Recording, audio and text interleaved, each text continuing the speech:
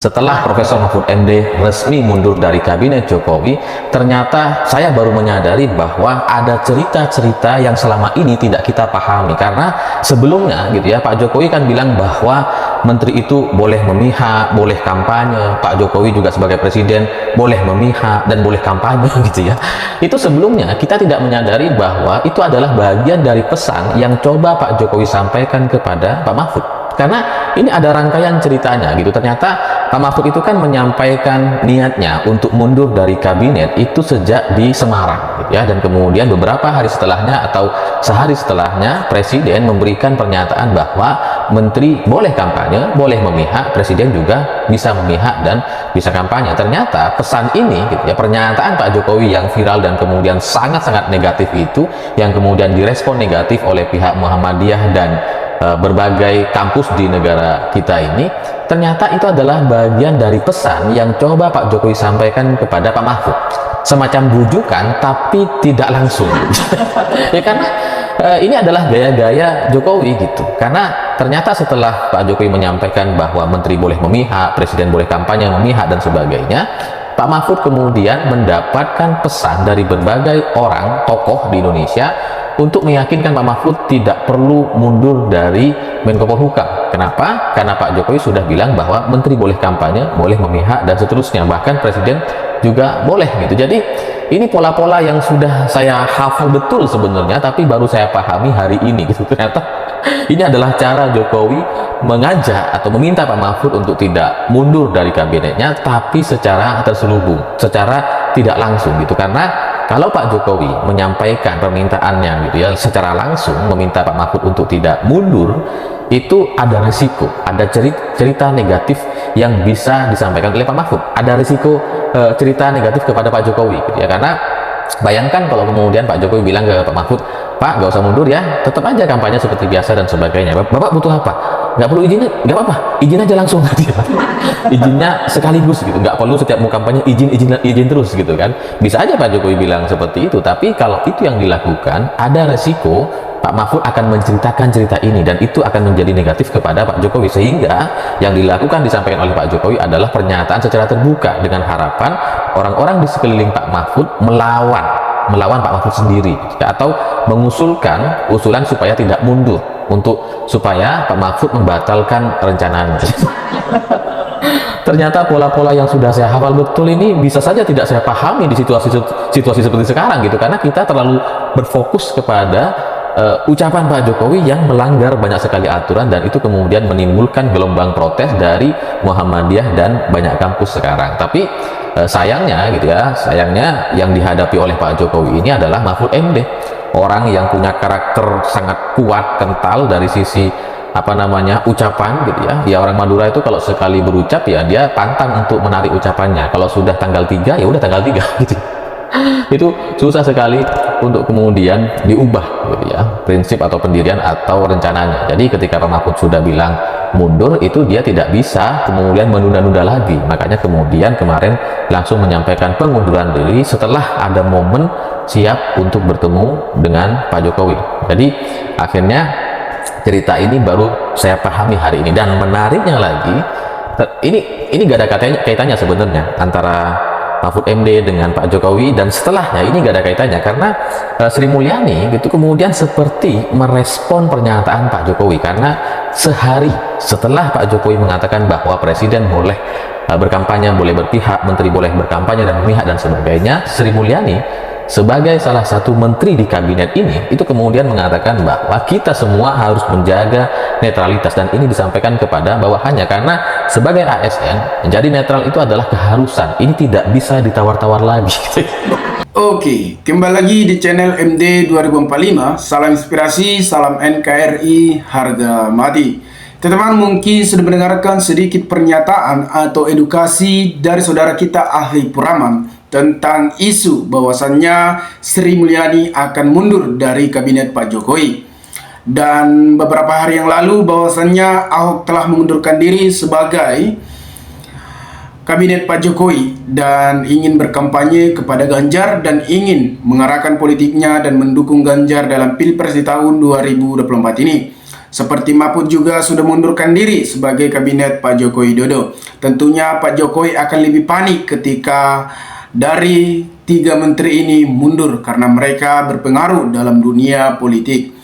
Dan Pak Jokowi saat ini banyak pengamat politik mengkritik soal tindakan-tindakan atau cawe-cawe Pak Jokowi yang hanya membela Prabowo Subianto dalam kontestasi di Pilpres tahun 2024 ini. Tentunya, teman-teman, kita mendengarkan sedikit edukasi tadi bahwasannya sangat bermanfaat dan sangat membuka wawasan pikiran kita agar kita mengetahui situasi politik yang memanas saat ini. Apalagi sebentar lagi akan diadakan pencoblosan pada tanggal 14 Februari 2024. Tentunya kita sudah memilih pilihan yang tepat yang akan menggantikan Pak Jokowi di tahun 2024 sampai 2029.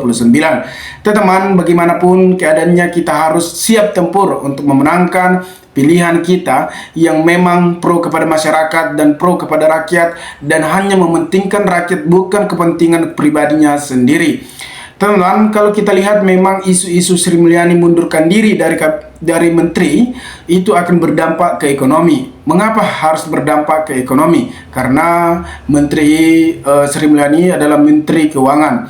Teman-teman, kita memang melihat situasi yang saat ini, apalagi Pak Jokowi pernah memberikan pernyataan bahwasannya Presiden boleh melakukan kampanye dan memihak. Tentunya ini akan berdampak bahwasannya banyak pengamat politik yang mengatakan bahwasannya Pak Jokowi sudah merusak demokrasi, bukan menyelamatkan demokrasi lagi, tetapi dalang dari perusak demokrasi.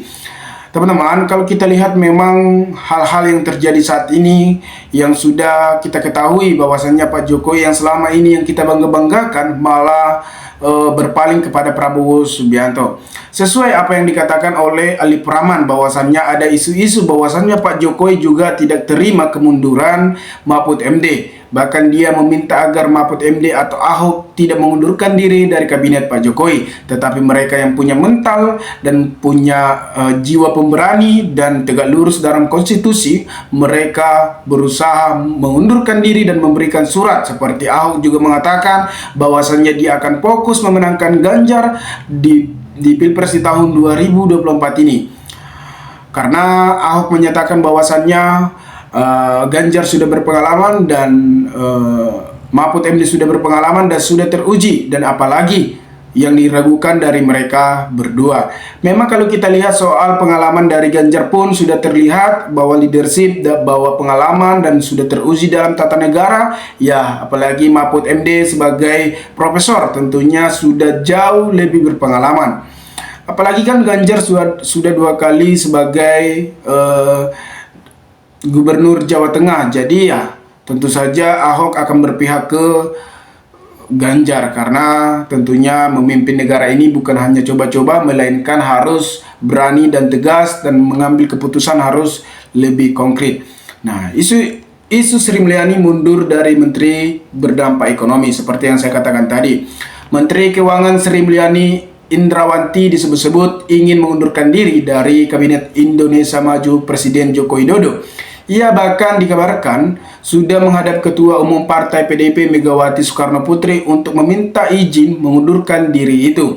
Dalam laporan yang bersumber dari kalangan internal PDIP Perjuangan dan tim pemenang Ganjar Mahfud disebut pengunduran diri itu dilakukan karena Sri Mulyani dan beberapa menteri lainnya saat ini sudah tidak merasa nyaman kerja di Kabinet Jokowi yang dinilai tidak netral dan cobong ke Prabowo Gibran dalam Pilpres di tahun 2024 ini.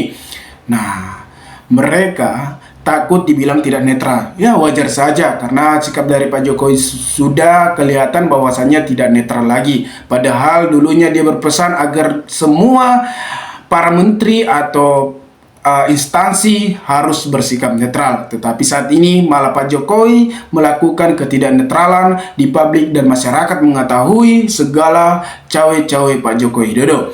Namun menurut sumber internal yang tidak ingin disebut namanya, dalam pertemuan itu Sri Mulyani tidak mendapatkan izin dari Megawati untuk mengundurkan sebagai menteri. Nah, mungkin Megawati ya sah-sah saja mungkin. Semua mau mundur, cuman Bu Mega nggak kasih izin. Semua menteri PDIP Perjuangan minta izin, termaksud yang diisukan menteri dari kita, Bu Sri Mulyani, karena segala secara sudah dipergunakan. Bu Sri Mulyani tidak ingin lagi terserat seperti dulu di skandal Bank Senter, ungkap salah satu petinggi partai PDIP. Menurutnya dan dua sumber lain, Megawati menolak keinginan Sri Mulyani untuk mundur dari stabilitas pemerintahan. Kondisi ini membuat Sri Mulyani seakan-akan tersendari keadaan agar ekonomi Indonesia tidak menjadi ruyam. Nah, artinya Megawati masih memikirkan ekonomi kita agar terselamatkan dari hal-hal yang sekarang ini. Tetapi Ibu Megawati menyampaikan ke Sri Mulyani, kalau ia mundur, ekonomi kita berat. Dolar saja sudah mulai naik dan isu mundur. Pak Bas, PUPR, Basuki juga cuman kita minta jangan kalau terjadi apa-apa rakyat yang rugi. Nah, benar. Memang sikap dari Megawati ini sangat mantap sih menurut saya, karena dia masih memikirkan rakyat. Iya, benar juga sih. Kalau misalnya Sri Mulyani mundur dan Basuki atau PUPR, tentunya yang akan rugi masyarakat. Itu yang menjadi salah satu bahwasannya Megawati ini memang taat dalam aturan, taat dalam mementingkan masyarakat. Di sisi lain, ekonomis senior IND Didik, jika pengunduran diri Sri Mulyani sebagai menteri tidak akan berdampak besar terhadap perekonomian Indonesia. Sebab menurutnya saat ini perekonomian Indonesia sudah sangat transparan. Sebaliknya, ia berpendapat pengunduran diri Sri Mulyani ini justru menjadi pesan untuk pasar kalau pemerintah saat ini dikelola oleh orang yang kredibel dan bertanggung jawab. Terlebih pengingatan bagaimana saat ini banyak menteri atau pejabat negara yang sudah tidak netral dalam dunia politik. Ya, tentu saja banyak para pejabat yang tidak netral saat ini. Bahkan instansi pun sudah makin turun ke jalan untuk memasang baliho Prabowo Subianto dan Gibran. Banyak para pejabat yang sekarang yang memihak kepada Prabowo. Saya tidak tahu alasannya, apakah ditekan dari Pak Joko Widodo, tetapi sikap dari Sri Mulyani ini memang menantang Pak Jokowi dan melawan agar dia keluar dari kabinet Pak Joko Widodo. Menurut saya, orang yang tidak nyaman bekerja tentunya harus keluar, karena kita harus bekerja dengan nyaman dan sesuai dengan hati kita. Nah, teman-teman dimanapun Anda berada, maka berikanlah tanggapan teman-teman di kolom komentar agar kita bisa saling tukar pikiran satu antara lain. Salam inspirasi, salam NKRI, MD 2045 melaporkan.